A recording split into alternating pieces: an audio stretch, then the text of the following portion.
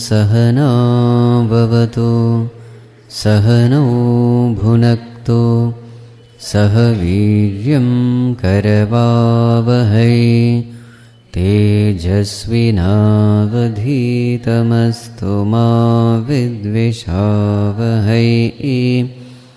ॐ शान्तिः शान्तिः शान्तिः।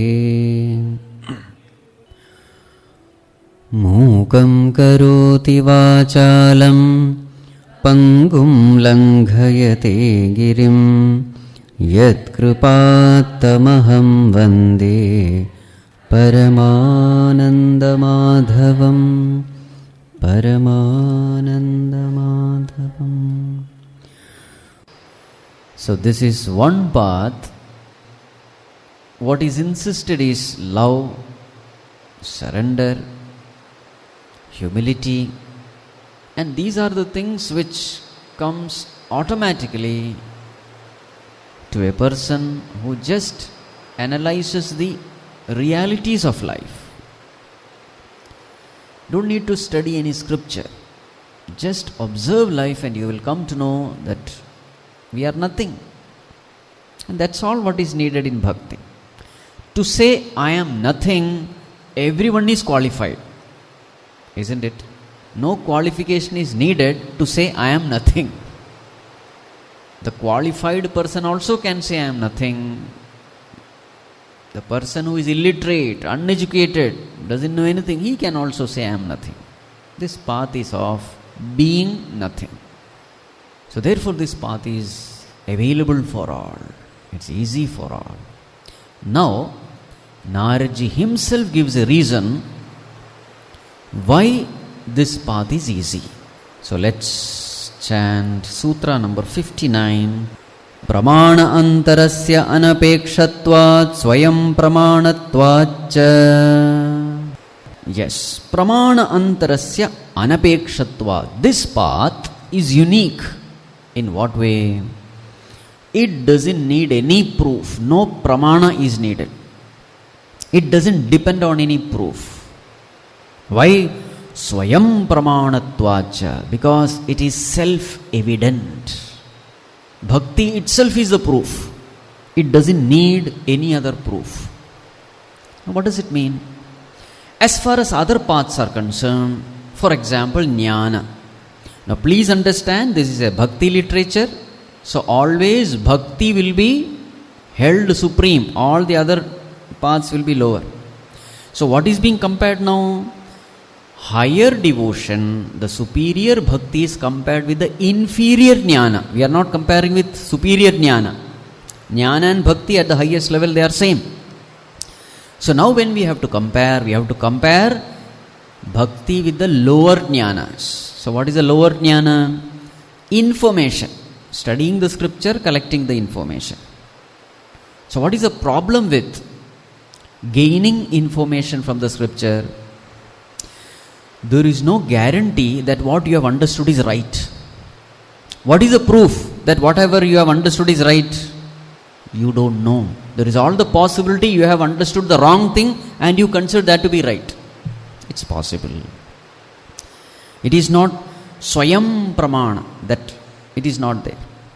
In the karma also, you may perform an action, but there is no guarantee that that action is the right one. Later on you come to know, Arey, I shouldn't have done. This is possible with karma also. What about yoga abhyas? You may do some pranayama, some asana. After 1 month, some pain starts here or there. Then you come to know, Arey, how? The way in which I was doing, it was wrong. Isn't it?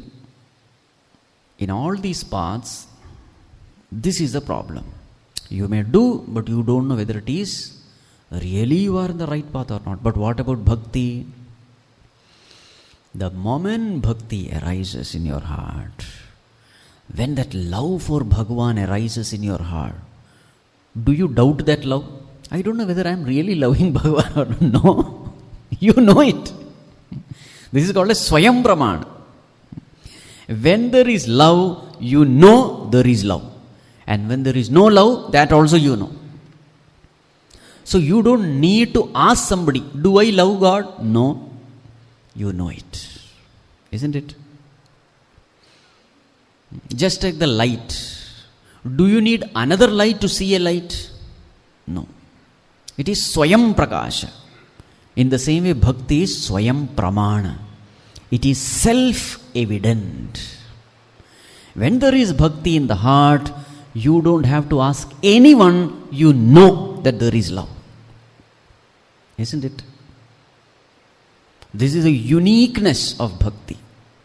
And that is why it is easy also. In this path, it is easy because you can correct your path by only focusing on this one aspect called love. Is there love? Then everything is fine. If there is no love, then there is some problem. If there is no love, then understand ego is ruling the heart. You can self-correct yourself based on the presence or absence of love. A beautiful reason. Swayam pramanatvacha. And there is another reason. What is another reason? The next verse number 60. Shanti Rupat Paramananda Rupacha. Yes. What is the nature of bhakti? Shanti Rupat. What happens when devotion possesses your heart? There is Shanti, there is peace. And Paramananda Rupacha. It is of the nature of Ananda. Bliss, happiness, joy, contentment, cheerfulness. You know it. Maybe few seconds you are in touch with the divine. You are in contact with the divine. And those few moments, all those worries, fears, anxieties, miseries, disturbance, agitation, everything gone. Isn't it? You may sit for half an hour or 1 hour in the puja room or in your meditation. But some few rare moments you get contact. And what is the result? The mind is at peace. In fact, this peace is the proof that you have prayed well. If there is no peace at all, then that means throughout your meditation, your prayer, mind was wandering. Few moments are enough to get recharged, just like you recharge your mobile. Few moments of divine contact and you are charged, isn't it? The heart is flushed clean of all agitations, miseries. Few tears come out and you feel so relaxed, so relieved. So what is the end result of bhakti? Then and there you get Shanti, you get Paramananda. It is spontaneous. Right there, immediate. It is not like other paths where you have to do so many sadhana and finally you get that peace. No, then and there. This is the greatness of bhakti. All our spiritual practices are for Shanti and Ananda. Bhakti gives you then and there. That's why this path is also so popular. Majority of the people in this world, they practice bhakti only. 50% of the population is Christianity. What is Christian? It is nothing but love, surrender, humility. That's all. That's all what they preach. The entire Bible is nothing but this love. 30% Muslims. What is the message of Islam? Only this. Surrender unto Bhagavan. Majority of the Hindus, they practice bhakti only. Isn't it? Why this bhakti has become so popular? Because of all these reasons. Shanti Rupat. Also, other paths, if followed without bhakti, will become very dry and fruitless. It is just not possible. Practicing any other path without bhakti will not give you results. But if you practice bhakti without following other paths will automatically come along with bhakti. So because of all these reasons, bhakti must be practiced. Now, some few instructions, some few warnings for the sadhakas. Sutra number 61. लोकहानौ चिन्तानकार्या निवेदित आत्मा लोकवेदशीलत्वात्. Now one instruction for the devotees. In this world when you live, definitely there will be lokahani. There will be ups and downs in life. Tragedies will be there, calamities will be there, losses will be there, difficulties will be there. This is called as lokahani. So then what we should do? Chinta na karya. One should not worry. One should not get depressed, dejected. Especially when you are devotee, you have no right to worry. Chintana karya. Why? Nivedita atma loka veda shilatvat. This is the shilam, this is the nature, this is the swabhava of a devotee. What? Nivedita. What? Offering everything unto Bhagavan. Surrendering everything unto Bhagavan. What all you have surrendered? Atma. You have surrendered yourself. Loka Veda. All the activities of the world or of the Vedas. Whether it is religious activities or secular activities. Worldly activities or spiritual activities. Bhakta is the one who has surrendered everything unto Bhagavan. In fact, he has surrendered himself also. Atma loka veda shilatva. This is his nature. So therefore, the one who has surrendered everything unto Bhagavan, can he worry? Can he have chinta? No. Chinta and surrender cannot go together. Worry and surrender cannot go together. If you are worrying, what does it mean? There is no surrender. If you have truly surrendered, there is no reason why there should be any worry. When does this worry come? Worry comes when I am responsible for my yoga kshema. When I have to take care of everything, then I have to worry. But what is surrender? What is the meaning of, what does surrender mean? Surrender means, Bhagavan, you take care of my yoga kshema. Now, if your understanding is Bhagavan is taking care of my yoga kshema, then why should you worry? Who should worry? Bhagavan should worry. Let him worry. Isn't it? Now, this is again a very beautiful test. Have I surrendered? Is my love genuine? On one side we keep on saying, Bhagavan, I have surrendered. And on the other side, the mechanical mind chants, Bhagavan, everything is yours. I am at your feet. The conscious mind is worrying.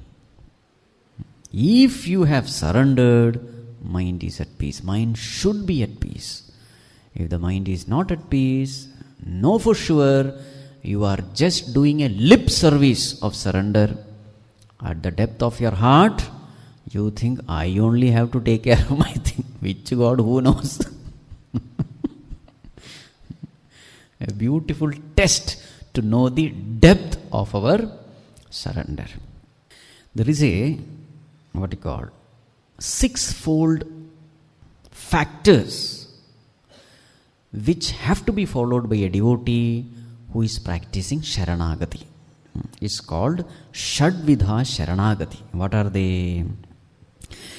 Anukulyasya sankalpaha Pratikulyasya varjanam Rakshishyati iti vishwasaha Goptrutve varanam tatha Atmanikshepakarpanye Shadvidha Sharanagatihi. Shadvidha Sharanagatihi. So if you are practicing surrender unto God, these 6 factors you must always keep in mind. What are they? There are very beautiful points to develop relationship with God. Number 1, Anukulyasya sankalpaha. Whatever Bhagavan likes, whatever is anukula to him, favorable to him, what he expects from me, I must do it. Sankalpa, I must take that resolve. Anukulyasya sankalpa. Number 1. Number 2, Pratikulyasya varjanam. Whatever he is displeased with, he doesn't want me to do. Whatever he doesn't want me to do, varjanam, I should give it up. Bhagavan, you don't like this, then I will not do. So whatever he likes, I should do. That is anukulyasya sankalpa. Whatever he doesn't like, I should not do. That is pratikulyasya varjanam.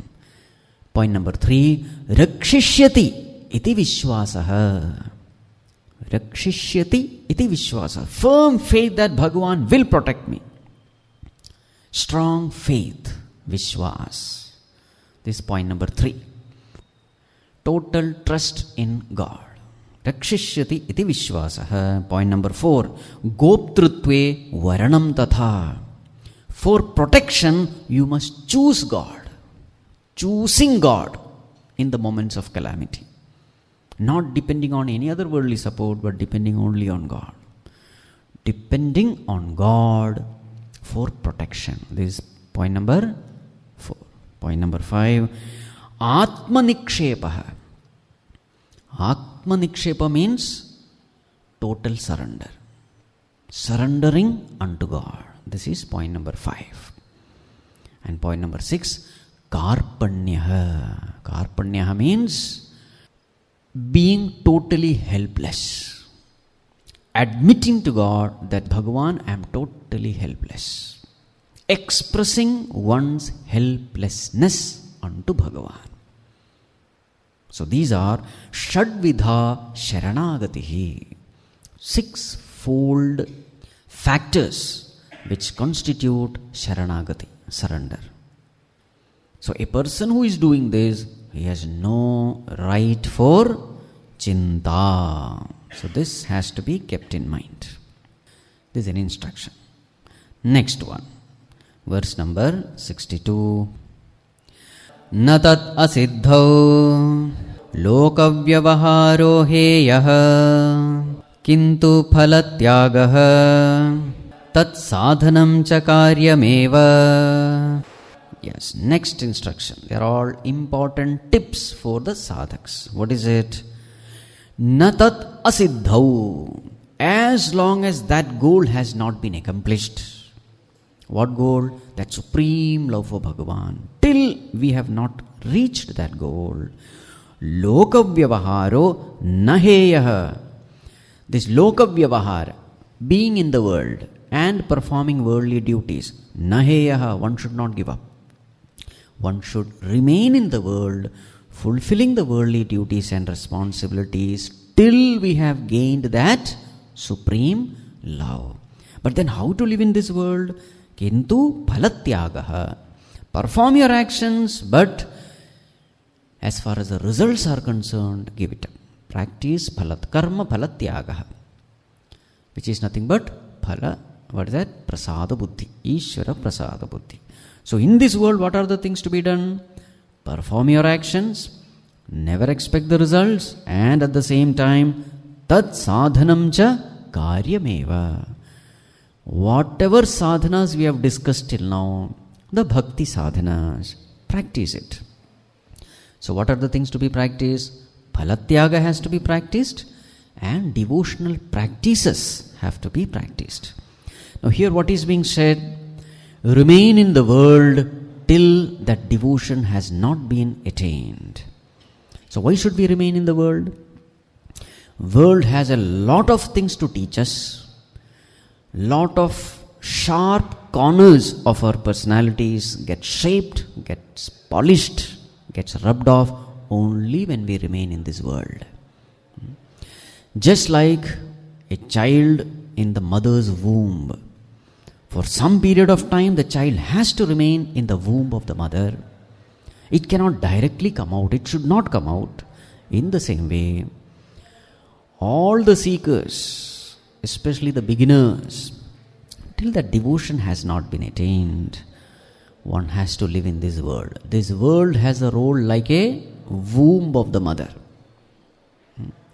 There is a time when the child has to remain in the womb, and there is a time when the child has to come out of the womb. Isn't it? 2 stages. If the child is grown up and still remain in the womb, it's dangerous. The child has not yet grown, comes out of the womb. Child cannot survive. Both are dangerous. So there's a time when the child has to remain in the womb, and there's a time when it has to come out. In the same way, there is a time when we have to remain in the world. Lot of things have to be learned from the world. But then there is a time when we have to detach from the world also. 2 stages. There is a time the fruit has to remain with the tree, because only the tree can help the fruit grow ripe. But there is a time when the fruit need not remain with the tree, it should fall down for the service of others. 2 stages. In the same way here also. So what is that turning point? When should we drop the world? When should we detach from the world? So here that, limit, the turning point is given. The turning point is when you have attained such an amount of love, that supreme love, Parama Prema Rupa, Amrita Swarupa, once you have attained it, then you can drop the world. In fact, the world drops by itself. You don't have to drop it also. Just like the fruit drops by itself, the world drops by itself. The mind is absorbed in Bhagavan. Where is the question of dropping, detaching, etc.? It doesn't come. So that is another instruction. Now, another warning for the seekers. Verse number 63. Stridhana nastika vairi charitram na shravaniyam. Yes, as a seeker, na shravaniyam. Don't listen to these things. What are the things we should not listen to? Charitram, descriptions. The descriptions of these or by these, don't listen. So what are the number 1? Stri, woman. Dhana, wealth. Nastika, atheist. Vairi, enemy. Charitram, description. Don't listen to these. So the first one is Stri. So all the Stris will be angry with me now. So Stri means what? Woman. So please understand, this instruction is normally given to men because in the society men create all problems. So what is meant by Stri here? Ramakrishna also used the term Kamini Kanchan. He used Kamini. What is Stri? So it represents lust. Kama Vasana. So when you describe or when you listen to all these kind of things, the mind becomes polluted because of lust. So therefore, one must avoid this if one is serious about spirituality. Now see, please understand, the attraction between man and woman is there in both. Man is attracted to woman, woman is attracted to man. So therefore, what should woman understand here? It should be Purusha, that's all. The opposite sex.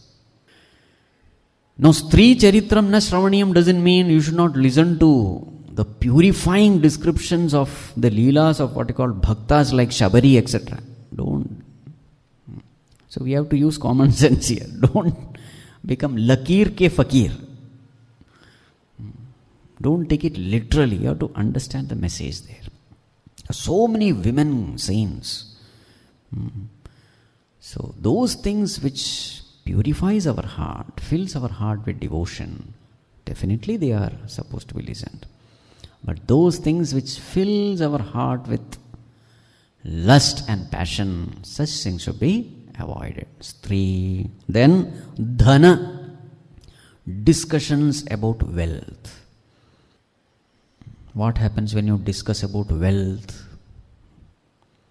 The mind is filled with more and more greed. So Stri represents Kama, Dhana represents Lobha, greed. The mind is stuck in the worldly plane only, constantly thinking of how to increase the money, where to invest in, this and that, etc. Earlier what was said? Yoga Kshemam Tyaja. Niryoga Kshemo Bhavati. Let Bhagavan take care of your thing. Why are you bothered about all this? He will take care of you. If this faith is there, then you will not bother too much about all this. Time has to be used for something higher. Dhana. Then Nastika.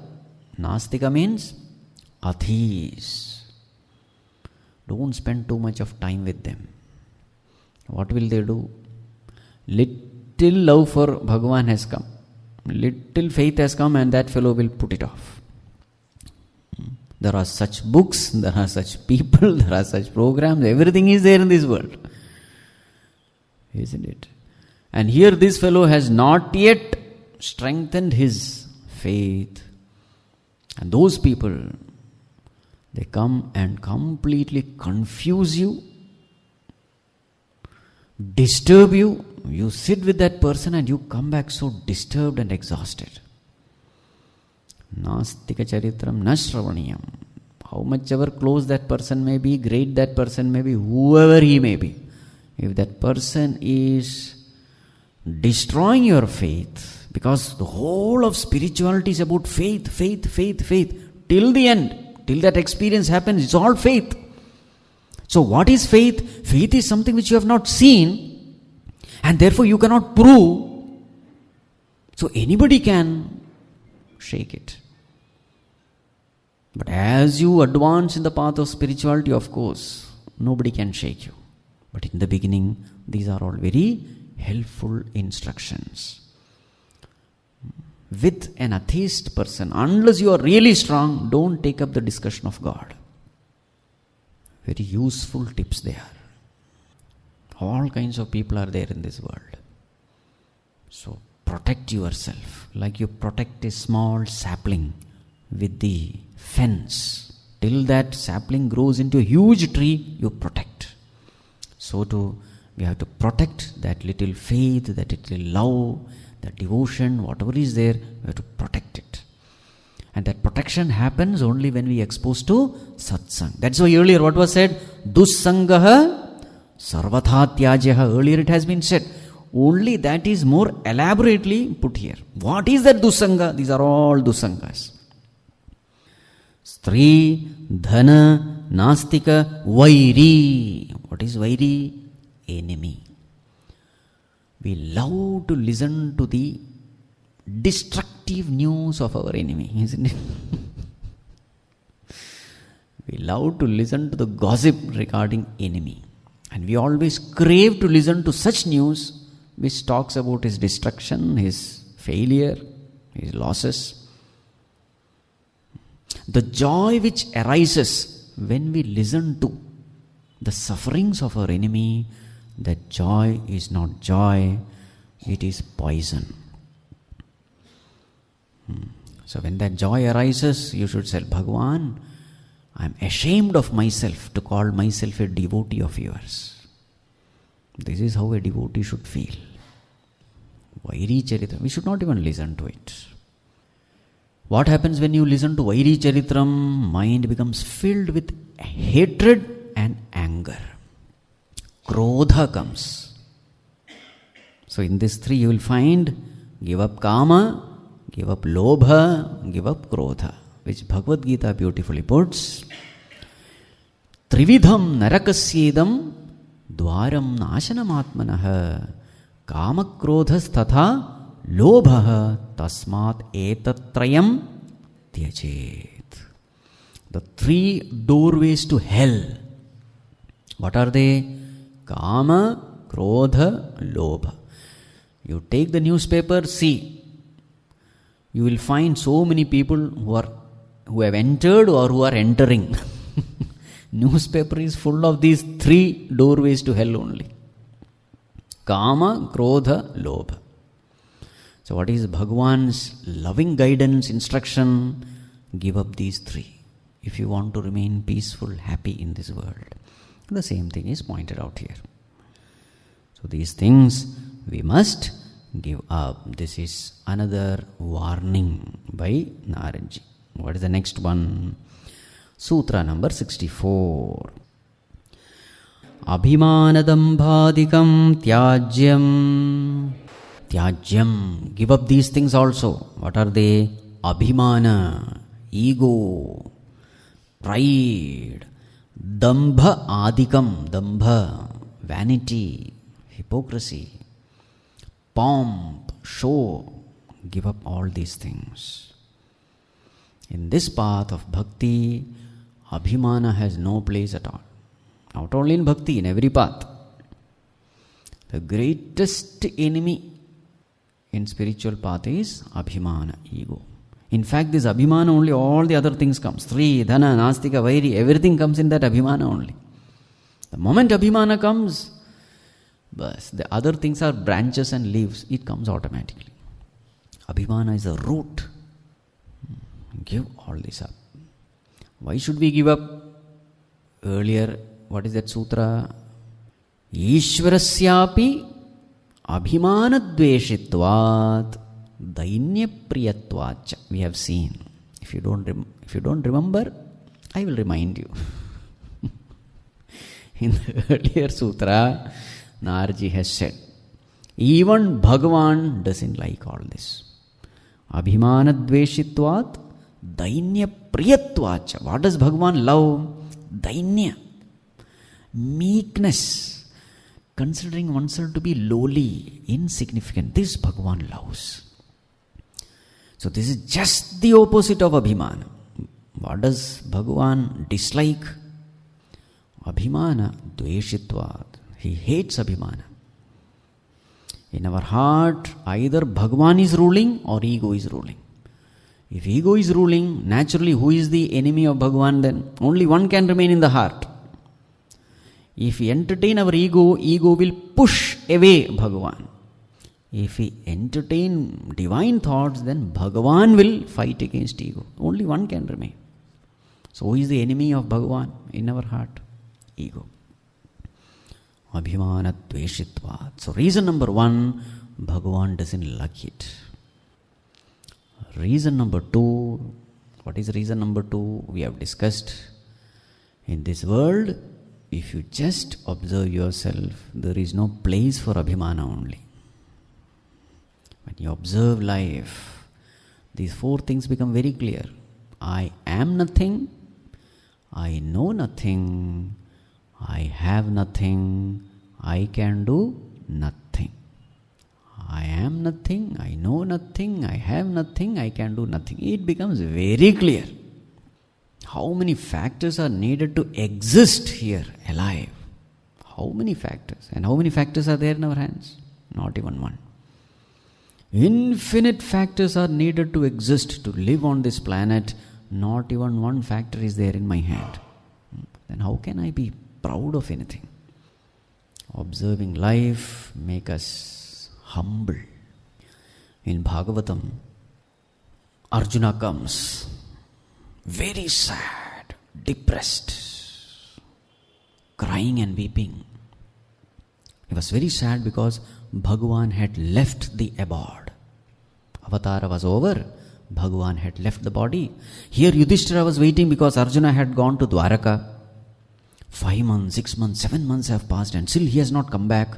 Yudhishthira was worried. It was at that time that Arjuna comes. But normally Arjuna was very, vibrant, enthusiastic, full of joy, cheer. This was his natural state. But that Arjuna was a totally different Arjuna. Very sad, depressed, not able to speak. That shine on his face had totally gone, depressed. Yudhishthira asked, what happened? Is everything fine? For a long time he is not able to speak. And then finally with great thing, with choked voice he speaks. He says, that because of which I have gained everything in this world, that power, that person is no more. And then he describes what all he had attained. That because of whose power I could shoot the revolving fish. I could shoot the eye of the revolving fish just by looking at the reflection, and thus we could win the hand of Draupadi. That power is no more. That power because of which I could single-handedly defeat the entire Kaurava forces, and I could win the cattle wealth for the Virata king. That power because of which I could do it, that power is no more. That person is no more. That because of which even Lord Shiva appreciated my strength and he blessed me with Pashupatastra, he is no more. That power because of which I could physically go to Swargaloka and I could defeat all the enemies of the Devatas. Normally they used to call me for all the fights. Even Devatas used to depend on my strength. That power because of which I had possessed all that is gone. And that power because of which in the war I could kill all these great Maharathis, that power is no more. And then he says, there's a beautiful verse, Tadvai dhanusta ishavasaratho hayaste soham rathi nripatayo yata anamanti sarvam kshanena tadabhut asadishariktam bhasman hutam kuhakaradhamivoptamushyam. A beautiful verse. Arjuna says, Tadvai dhanuhu, the bow is the same. Ta ishavaha, the arrows are the same. Saratho, the chariot also the same. Hayaste, the horses are the same. Soham rathi, the honor of the chariot is the same. And such was my glory. Nripatayaha yata anamanti, they used to come and prostrate at my feet. That was my strength and glory. Sarvam kshanena tat abhut asat. In a moment's notice, everything gone. All my power, glory, everything gone. How? Isha riktam, without Bhagavan. So Arjuna was describing this helplessness because Bhagavan had given this responsibility to him. That when you come, you protect, because the Yadavas were fighting with each other.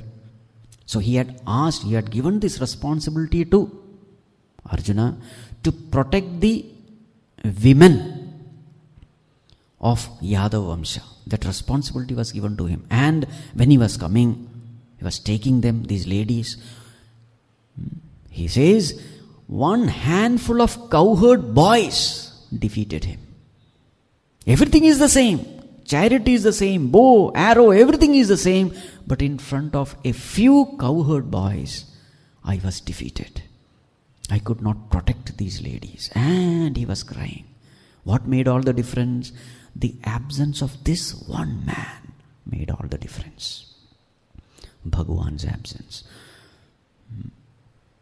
And he cries and weeps there. He falls down. And it is said, now see the glory of Bhagavan. Bhagavan knew that Arjuna had this pride, that because of him, Mahabharata war was won. Now how he destroyed that pride, you see. It is said Arjuna became totally empty. Whatever pride was there, everything was gone. It was at that time he remembered again all the teachings given by Bhagavan on the battlefield in the form of Bhagavad Gita. Once again he remembers, and then at that moment the mind was absolutely fit to receive that knowledge. When he was in the battlefield, he intellectually gained the knowledge, no doubt, but the true experience of whatever was said happened at that moment. When he became absolutely nothing, Abhimana was all gone. At that time he remembered this teaching of Bhagavan, and his individual self merges with the Supreme Self. This is the description, beautiful description given in Bhagavatam. So the point is this: we are nothing, whoever we are. Whoever we are, what are we? 00. In the eyes of others we may be great, but in our own eyes we should be a nobody.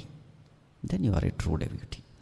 That is the meaning, Abhimana Dambhadikam Tyajyam. We have to give it up again and again, puncture this ego. It will again and again raise its hood. Puncture it. Never allow it to grow. Never enjoy egoistic joys. Never. The moment you enjoy egoistic joys of praise, of honor, of recognition, remember you are strengthening the ego. Others, let them recognize you, but deep down, like Swami Shivanji Maharaj used to do. On his birthday, etc., so many people would give garland and this and that and pada puja, paduka puja, so many pujas. After everything, he comes back. In his bathroom, he has kept 2 old chappals, 1 pair, and he would hit him. We have got so many garlanding, now take this also. Swami Shivanji Maharaj, this is what he used to do. He had so many techniques to puncture the ego. He would deliberately go to such places where he know that this person will not give bhiksha, he will only shout and scold. Such places he used to go. And then he would ask for bhiksha. And that person, you are so healthy, why can't you work? This, that. He would listen. And then he will tell you, take. You deserve it. Such great Mahatmas. Deliberately to get insult, humiliation, such places they go. In fact, that is one reason why Mahatmas are asked to beg food. To get lot of insult and humiliation. So that this ego can be thoroughly pulverized, powdered. Abhimana dambhadikam tyajyam. What is the problem with this ego? When the ego comes, no sadhana becomes tasty, joy-giving. And that's what Kunti Mata says. That Kunti Stuti, she says, Janmaishwarya shrutashribhihi edhamanamadav puman naivarhatya bhidhatum vai tvamakinchana gocharam. Kunti Mata says, Oh Bhagavan, those people who are bloated in pride, that pride is bloated because of these things. What? Janma, I am born in a very great family. Aishwarya, power, influence, prosperity. Shruta, fame, name, fame. Shri, lot of wealth. Those people whose pride is bloated because of all this, Bhagavan, naivarhatya bhidhatum vai tvam akinchana gocharam. Bhagavan, they will never find any interest in chanting your holy name. They don't deserve it. Naiva arhati. And it is very true. When that ego is there, you will never find the joy of chanting Bhagavan's name. Why? You find the joy only chanting your own name. Either you are chanting your name or you are chanting Bhagavan's name. If the ego is ruling the heart, whose name you will chant? I am great, I am great. This is the chanting. A person who is egoistic will chant his name. A person who is humble, only he will get the taste of Bhagavan's name. The sweetness of Bhagavan's name one will enjoy only when the heart is filled with Bhagavan. This is again a very great secret. If Bhagavan's chanting, when you are chanting Bhagavan's name, if there is no joy, understand who is ruling the heart. See, these are all, tests. These are all excellent tips for spiritual progress. When I chant Bhagavan's name, am I enjoying it? Because all the bhakta says it is nectar, it is amrita, etc. But when I chant, nothing is there. So then understand there is some problem. Water is there in the tank, and when I open the tap, water is not coming. What does it mean? There is some problem. Clog is there, isn't it? What is this clog? Ego is the clog. So therefore, Abhimana dambhadikam tyajyam. And then the next one, Bhagavan. Oh Naradji, when this kama, krodha, etc. come, what should we do? Another great tip. Sutra number 65. Tad arpita akhilacharassan kamakrodha abhimanadikam tasminneva karaniyam. Yes, now that you are a devotee, tad arpita akhila achara, all your actions must be dedicated to him only. Surrender to him. But when kamakrodha comes, what you should do? Kamakrodha abhimanadikam tasminneva karaniyam. Turn the direction of kama krodha towards him. Tasmin. Instead of turning it towards the world, whenever kama krodha comes, mind is filled with some worldly thought. For example, when kama comes, mind is filled with woman. Krodha comes, mind is filled with enemy. So something or the other of the world occupies the mind. When these negative thoughts come, what you should do? Tasmin eva karaniyam. Immediately fill the mind with him. Direct it to him. Beautiful tip. So there is a beautiful verse again in Bhagavatam. Gopya kamad bhayat kamsah dvesha chedyadayo nrupaha sambandhat vrishnaya sneha yuyam bhaktya vayam vibho. So this is said by Naradji to Yudhishthira. The point is this: ena kenapyupayena manakrishne niveshe. By some or the other means, fix the mind upon Bhagavan. So some of the examples are given. How different people kept their mind in Bhagavan. Who are they? Gopya kamat. What did the gopis do? Out of kama, they fix their mind in Bhagavan. Bhayat kamsaha. Kamsa also fixed his mind in Bhagavan. How? Bhaya, out of fear. Dvesha chedi adayaha. Shishupal, etc. Chedi, king. How did he fix his mind on Bhagavan? Dveshat, out of hatred. Sambandhat vrishnayah. Yadukula vamshis. How did they fix mind in Bhagavan? Sambandhat, because of relation. Snehat yuyam. Naradji is telling Yudhishthira in Bhagavatam. All of you, how did you fix your mind in Krishna? Through sneha, out of love. Bhaktya vayam. We also fix our mind in Bhagavan. How? Bhaktya. So for different reasons, different people, all of them have fixed their mind upon Bhagavan. Now all this bhaya, dvesha, etc. is not recommended. They are exceptional cases. So for us, Naradji's path is the best. Bhakti. Bhaktya. So the point is this: kama, krodha, etc. turn to Bhagavan. So kama means desire. So what you should say? Bhagavan, I desire you and you alone. Anyashrayanam tyagaha. Ananyata. Desiring Bhagavan. So what have you done? Kama has been divinized. Kama means desire. Divinizing your emotion. That is what is being said here. Krodha, anger. Turn your anger to Bhagavan.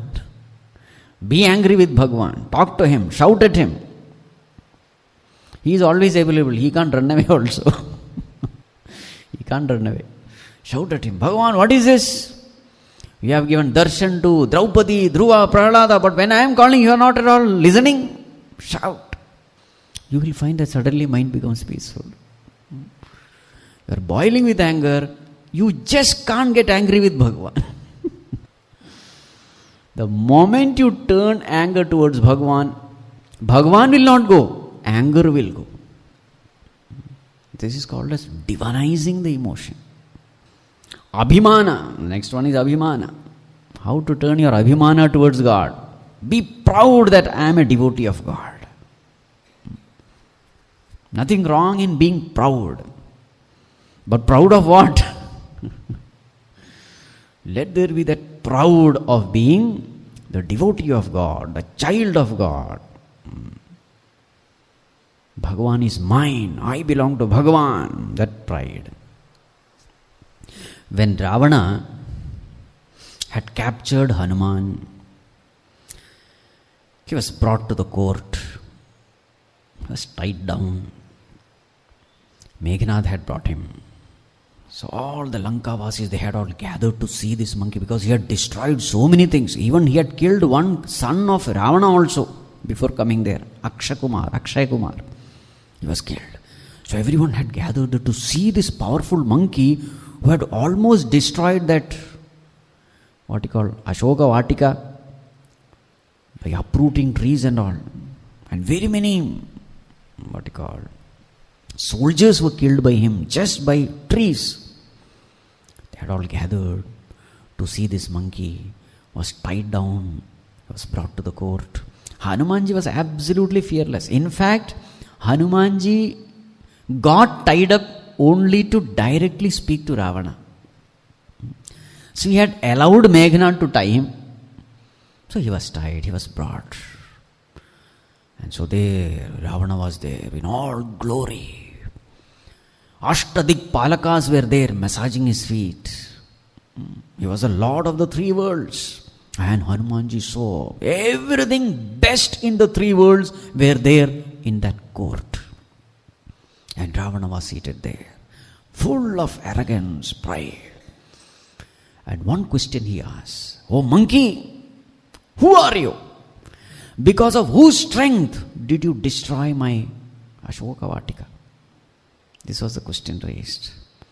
At that time, you should listen to Hanuman's answer. It is said, though he was tied there, Hanumanji, his attitude was like Garuda amidst so many serpents. Fearless. So then Hanumanji gives the answer. You want to know who am I? That Supreme Lord, because of which infinite cosmoses function all over the world. Because of whom? That Supreme Lord, because of whose power countless infinite cosmos function. Ananta Koti Brahmanda Nayaka is. That Supreme Lord who has given power to Brahma, Vishnu, Maheshwara to create, sustain and destroy this world. That Supreme Lord, because of whose power Adishesha Bhagavan is able to lift the whole world. That Supreme Lord who takes birth, avatar, now and then, in order to protect the virtuous people and punish the wicked people like you. That Supreme Lord who has broken the bow of Lord Shiva and along with it crushed the pride of all the arrogant kings who had gathered there. Ravana was also there. That Supreme Lord, because of whose very small, very, very small fraction of his power, you became the Lord of the three worlds. Actually, it is his power, it is not your power. And that Supreme Lord, whose wife you kidnapped unrighteously, I am the messenger of that Lord. So what was this? It was his introduction. How was he introducing himself? I am the messenger, I am the servant of that Supreme Lord. So this is Abhimana. What is wrong with it? Nothing wrong. So convert. Now this is called divinizing your emotions. This is one way. Another way is, whenever these emotions arise, see the loving hand of guidance of Bhagavan. Tasmin neva karani means what? When anger arises, what you should say? See how Bhagavan is beautifully guiding me. He is as though warning me of the future evil consequences. Because this anger will arise, I will speak something, I will do something and something stupid and finally I will repent. So Bhagavan is guiding me. When Kama arises, Krodha arises, Dambha arises, Abhimana arises, how should we feel? How should we take it? See, Bhagavan is guiding me. So different flavors of emotions are given for guidance of different kinds. Every emotion is a coded message by Bhagavan to guide us. What we have to do, that coded message has to be decoded. Isn't it? Whenever that emotion comes, connect it to God. Then that emotion becomes a stepping stone to increase our devotion unto Bhagavan. And then you will find how beautifully Bhagavan is guiding me through various emotions. So what have you done? That emotion, that negative emotion has come, no doubt.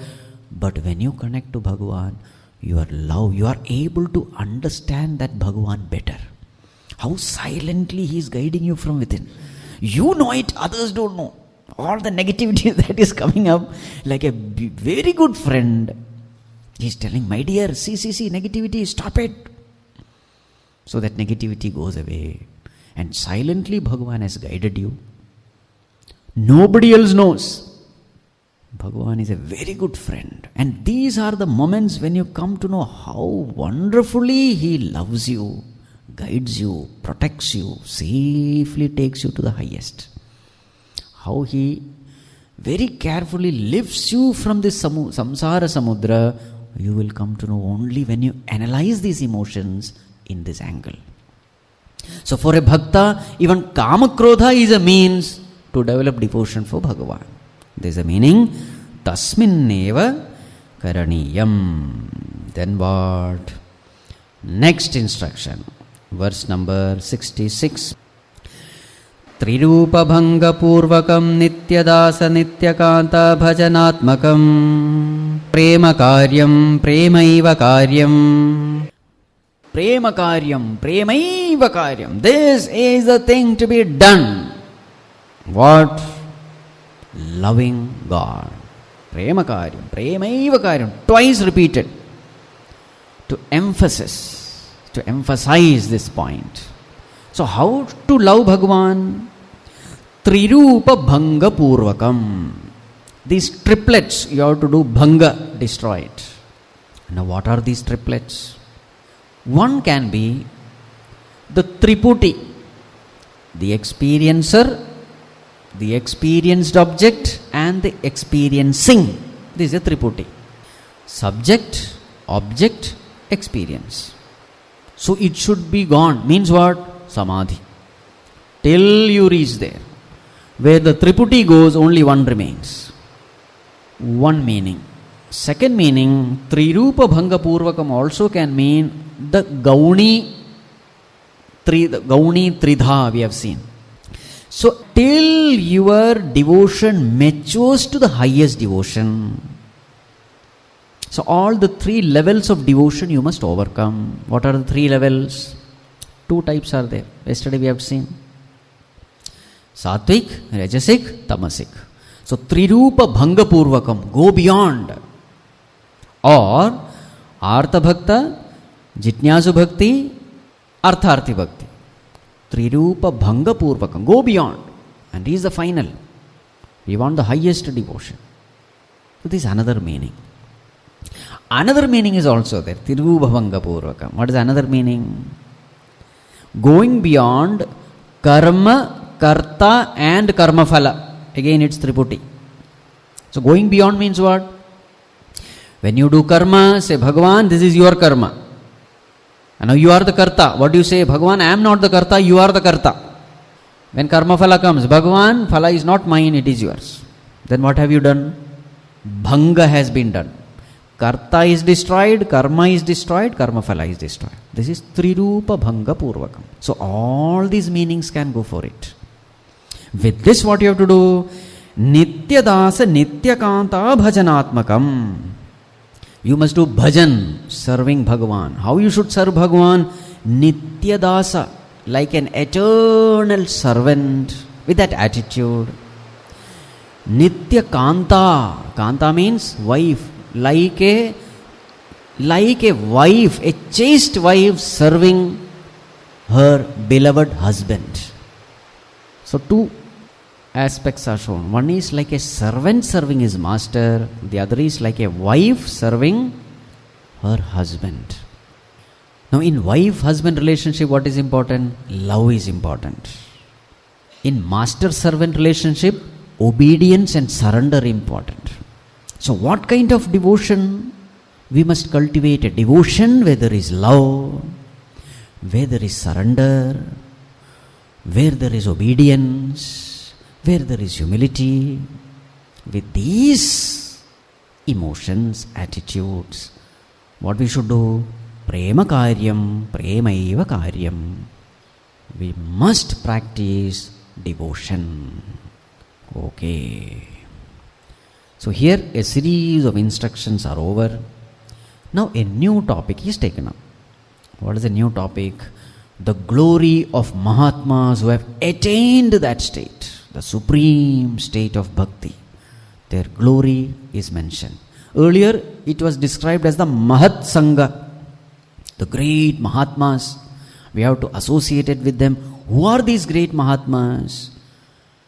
So a description about them and their glory comes next. Verse number 67. Bhakta ekantino mukhyaha. Who are the greatest devotees? Who are the greatest? The greatest devotees are those who are ekantinaha. One term, ekantinaha. What is the meaning of ekantina?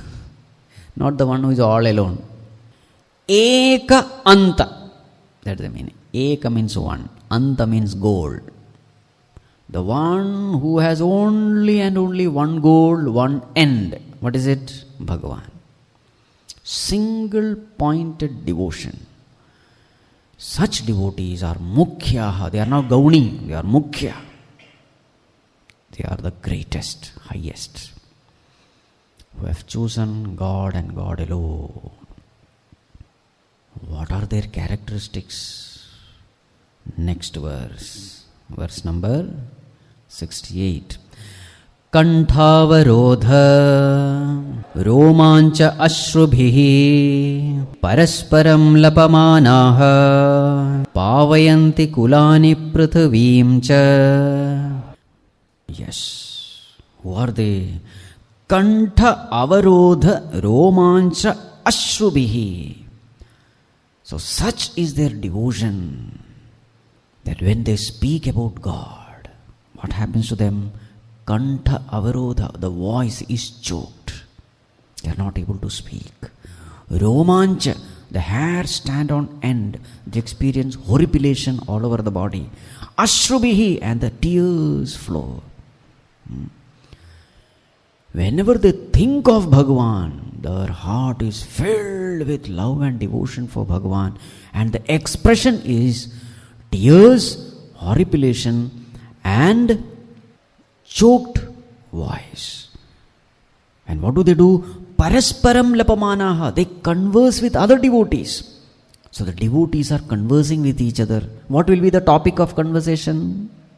Nothing but Bhagavan. And when they speak about Bhagavan,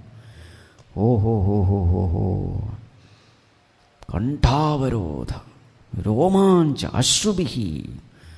Naradji says, Pavayanti kulani prithvimcha. Such great devotees, they sanctify, they purify kulani, their own family, their lineage, their race.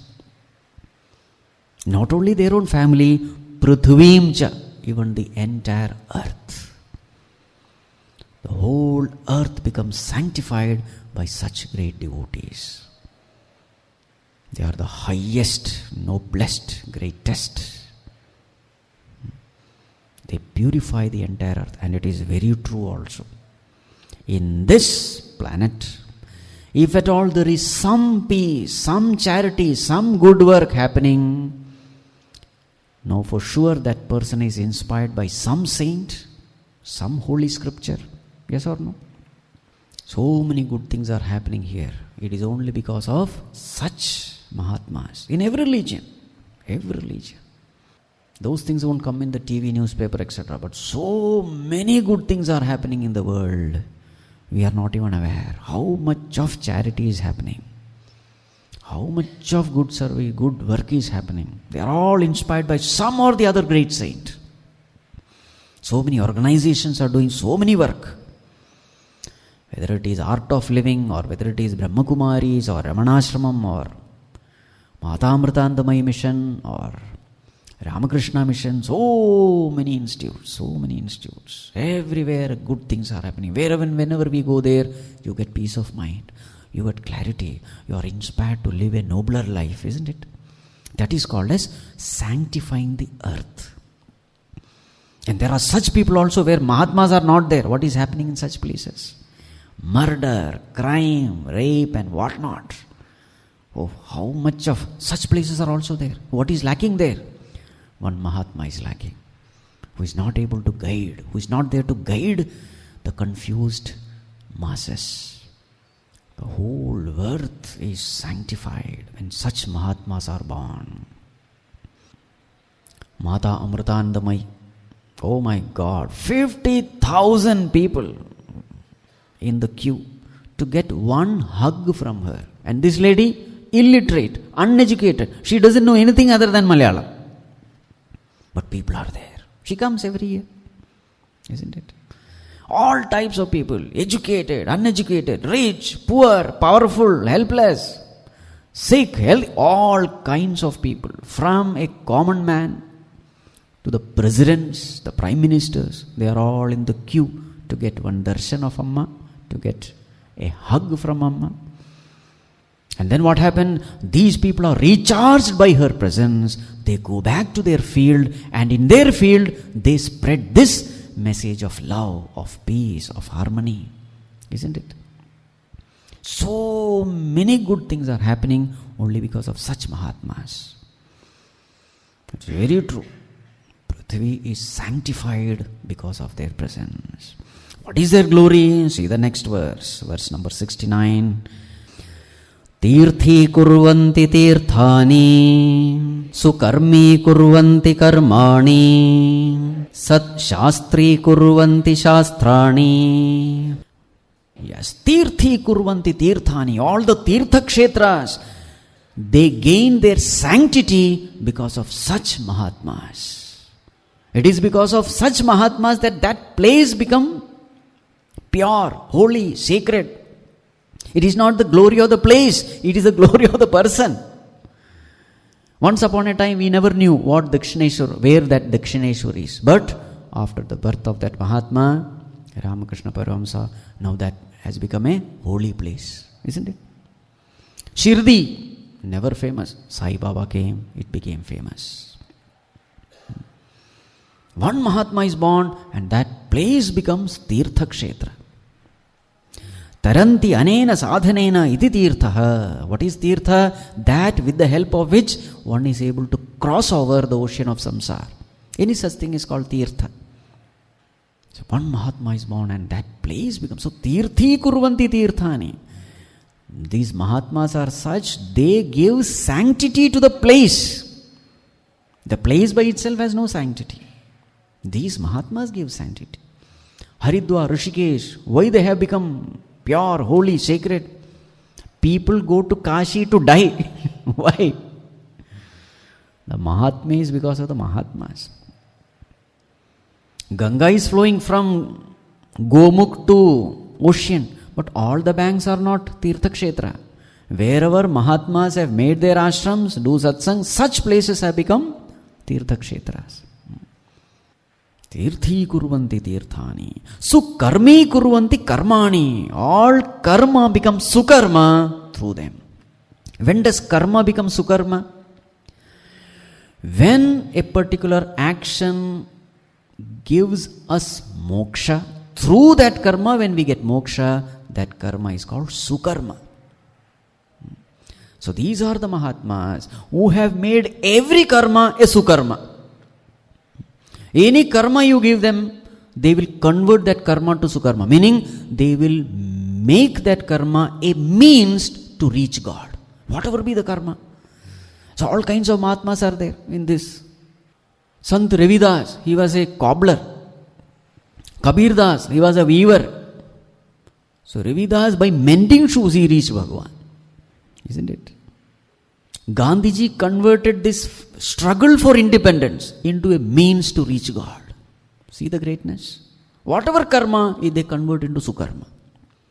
Sharda Devi, mere household woman, never came out of the kitchen. But that karma she converted into sukarma. Rama Devi also, she is also famous. A household lady, married lady, but she proved to the world that in the married life, by serving husband, you can reach there. Such stories are there in Mahabharata also. The story of that Kaushika Rishi.